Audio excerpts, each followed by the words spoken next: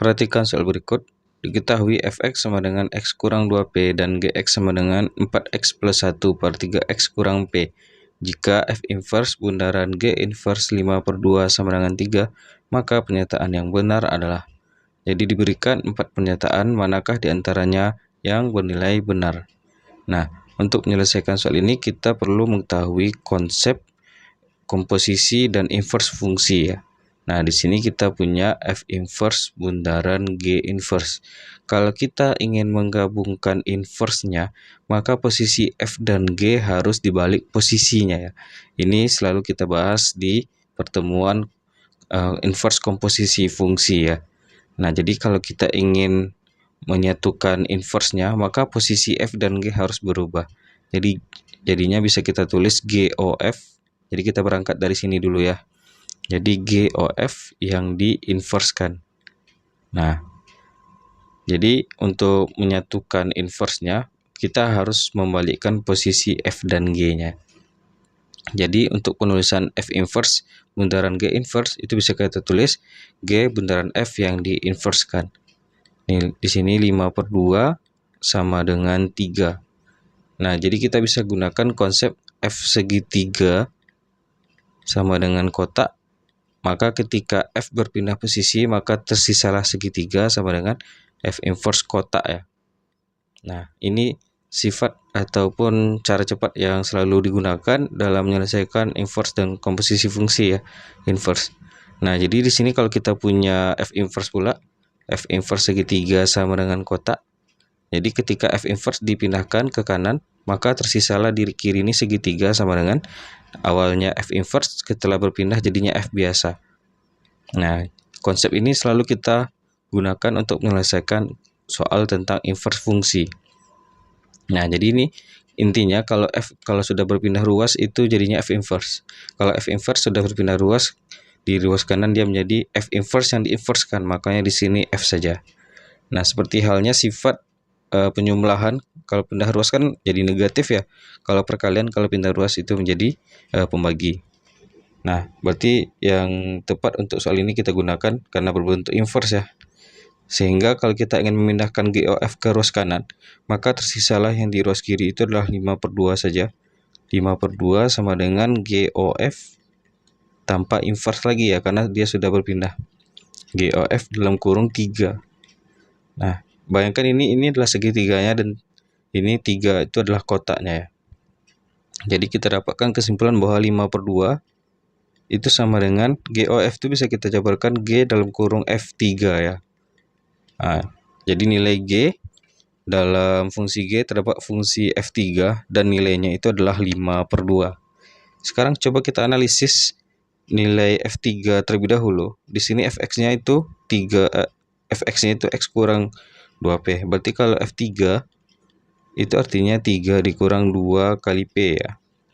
Nah, jadi ini adalah F3-nya. Sehingga kalau kita tulis nilai dari F3 itu berarti G dalam kurung F3 berarti 3 kurang 2P itu nilainya adalah 5/2. Nah, sekarang kita punya GX-nya itu adalah 4x plus 1 per 3x min P. Ketika kita ingin membuatnya dalam bentuk 3 kurang 2P, maka setiap X pada G ini harus kita ganti menjadi 3 kurang 2P. Nah, coba kita cari dulu untuk nilai G 3 kurang 2P-nya. Kita lanjutkan di atas ini saja. Jadi kita ingin mencari G 3 kurang 2P. Berarti setiap X-nya kita ganti menjadi 3 kurang 2P. Di sini 4X. Jadi X-nya kita ganti 3 kurang 2P. Ditambah 1 kan 4x plus 1 ya, per yang di bawahnya 3 dalam kurung 3 kurang 2p min p ya. Jadi di sini 3, x-nya kita ganti menjadi 3 kurang 2p, masih ada min p. Ini sama dengan 5/2. Nah, kalau kita kalikan ke dalam, di sini 12, jadi kita dapatkan 12 dikurang 8p plus 1 per yang di bawahnya di sini 9 dikurang 6p min p. Nilainya sama dengan 5/2. Nah, yang bisa kita jumlahkan saja. Berarti 13 dikurang 8p per Di sini 9 min 7P. Nilainya sama dengan 5/2. Tinggal kita kali silang saja. Jadi kita dapatkan 26 dikurang 16P. Jadi kita kalikan ke sini dulu ya. Lalu baru kita kalikan ke sini. Itu 45 dikurang 35P. Nah, di sini 35P kita pindahkan ke kiri, berarti positif 35. 35 dikurangi dengan 16 berarti 19P. 19P sama dengan di 26 ini kita pindahkan ke kanan, berarti 45 dikurang 26 berarti juga 19 ya. Sehingga untuk nilai P itu sendiri kita dapatkan P-nya itu bernilai sama dengan 1. Jadi kita dapatkan nilai P sama dengan 1. P sama dengan 1 ada di pernyataan pertama, maka pernyataan pertama itu bernilai benar. Sehingga karena sudah kita dapatkan nilai P sama dengan 1, berarti Fx itu kita tuliskan lagi, jadinya X kurang 2. Dan untuk Gx itu nilainya berarti 4X plus 1 per 3X min 1 ya. Nah, coba kita bersihkan dulu. Sekarang kita akan cek untuk pernyataan yang kedua. Jadi F1 tambah G inverse 1 sama dengan min 3. Coba kita cari dulu nilai dari F1. Berarti setiap X pada F kita ganti 1 ya. Berarti 1 min 2 itu sama dengan min 1. Sekarang kita cari G inverse 1. Nah, kita punya Gx-nya 4X plus 1 per 3X min 1. Untuk mencari G inverse-nya terlebih dahulu, G inverse, maka kita bisa gunakan rumus cepat min dx tambah b per cx kurang a. Nah, di sini a, b, c, d, a-nya 4, b-nya 1, c-nya 3, dan d-nya min 1. Cara cepatnya itu adalah min dx tambah b per cx kurang a. Ini selalu ditampilkan di buku-buku cara cepatnya ya. Min d, berarti di sini d kita itu adalah min 1. Berarti kalau min d jadinya positif 1 ya. Berarti min dx tambah b per cx, ininya tetap ya, 1 sama 3-nya ini tetap. Berarti 3x kurang a kita itu adalah 4. Sehingga untuk mencari G inverse 1, untuk mencari G inverse 1-nya, setiap x pada G inverse kita ganti menjadi 1 ya. Jadi G inverse 1 itu artinya 1 ditambah 1 per 3 dikali 1 dikurang 4. Jadi kita dapatkan 2 per 3 kurang 4 itu adalah min 1. Berarti nilainya adalah min 2. Sehingga nilai F1 kita itu sudah kita dapatkan tadi min 1. Min 1 ditambah dengan min 2. Min 1 tambah min 2 itu sama dengan min 3. Min 3 itu juga bernilai benar. Sehingga pernyataan kedua juga bernilai benar ya. Coba kita lanjutkan untuk pernyataan yang ketiga. Kita lanjutkan cek pernyataan yang ketiga. Jadi GOF inverse 1 sama dengan F2 yang dikuadratkan. Nah, jadi kita cari terlebih dahulu GOF-nya. Jadi untuk mencari inverse-nya kita cari dulu komposisi GOF-nya terlebih dahulu sebelum kita inverse-kan. GOFX itu artinya kan dalam fungsi G terdapat fungsi F.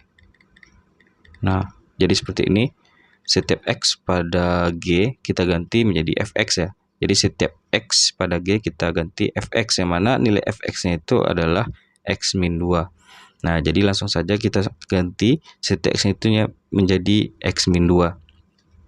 Kita akan dapatkan untuk GOF-nya, GOFX itu berarti 4 dalam kurung X min 2 ditambah 1 per 3X min 1 ya. Berarti X-nya kita ganti menjadi X min 2 dikurang 1. Sehingga kita dapatkan di sini kita kalikan saja, berarti 4X.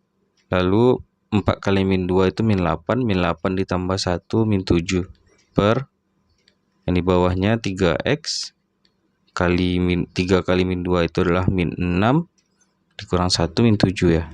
Sehingga untuk GOF itu sendiri, GOFX itu adalah 4X min 7 per 3X min 7. Kalau kita ingin mencari inverse-nya, GOF inverse X, kita gunakan lagi cara cepat tadi, min dx tambah b per cx kurang a.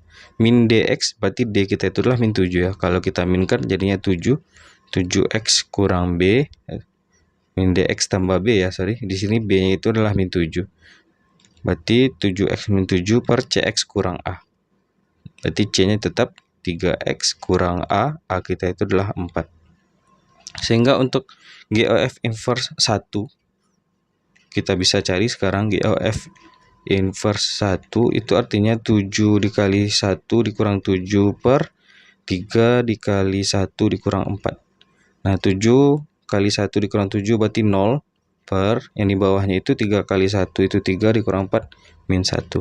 0 per min 1 itu adalah 0 ya. Jadi nilai GOF inverse 1 itu nilainya adalah 0. Lalu kita cek juga nilai F2 yang dikuadratkan. Nah, di sini F kita itu adalah X kurang 2. Sehingga kalau kita ingin mencari F2, berarti 2 dikurang 2, yaitu nilainya adalah 0. 0 yang dikuadratkan, berarti juga 0. 0 sama dengan 0. Sehingga pernyataan ketiga ini sama ya, 0 sama dengan 0. Bernilai benar. Untuk pernyataan ketiga juga bernilai benar. Kita lanjut cek pernyataan yang keempat. Kita lanjutkan uji pernyataan yang keempat. F inverse 3 per G inverse 3 sama dengan 25 per 4 ya. Jadi kita coba menginverskan F terlebih dahulu. Ingat cara menginverskan dengan cara kita misalkan Fx itu menjadi Y. Kita harus merubah dari Y sama dengan menjadi X sama dengan ya. Y sama dengan X kurang 2. Nah, jadi kita bisa pindahkan jadinya Y plus 2 sama dengan X. Artinya X itu sama dengan Y plus 2. Nah, sudah tidak bercampur X dan Y, maka tinggal kita ganti notasi X itu menjadi F inverse. Berarti F inverse X itu artinya X itu kita ganti aja dengan Y, ini kita ganti aja dengan X plus 2. Nah, sehingga untuk mencari F inverse 3 itu artinya 3 tambah 2, berarti sama dengan 5. Nah, ini untuk F inverse. Kita coba juga untuk G inverse 3. Jadi dengan kita melihat F inverse 3 sama dengan 5, jangan langsung kita salahkan ya. Kita uji dulu untuk G inverse 3-nya. Terkadang karena terburu-buru kita dapatkan F inverse 3 itu sama dengan 5, langsung kita judge ini pernyataan keempat itu salah. Maka disinilah jebakannya. Kita coba cari terlebih dahulu G inverse 3 ya. G inverse X itu sudah kita dapatkan sebelumnya, yaitu X plus 1 per 3X kurang 4 ya. Sehingga untuk G inverse 3 itu sama dengan 3 plus 1 per 3 kali 3, berarti 9 dikurang 4. Artinya nilai G inverse 3 itu adalah 4 per 5. Nah, sekarang coba kita bandingkan. F inverse 3 itu sudah kita dapatkan nilainya adalah 5. 5 per nilai G inverse 3 itu adalah 4 per 5. 4 per 5. Nah, kalau kita buat hasil pembaginya, 5 dibagi dengan 4 per 5, ini bisa kita kalikan langsung. Jadinya 25 per 4. Nah, jadi 25 per 4. Di sini 25 per 4. Berakibat pernyataan keempat juga bernilai benar. Sehingga jawaban yang tepat untuk soal ini semua pilihan benar. Semua pilihan benar itu ada di option yang E.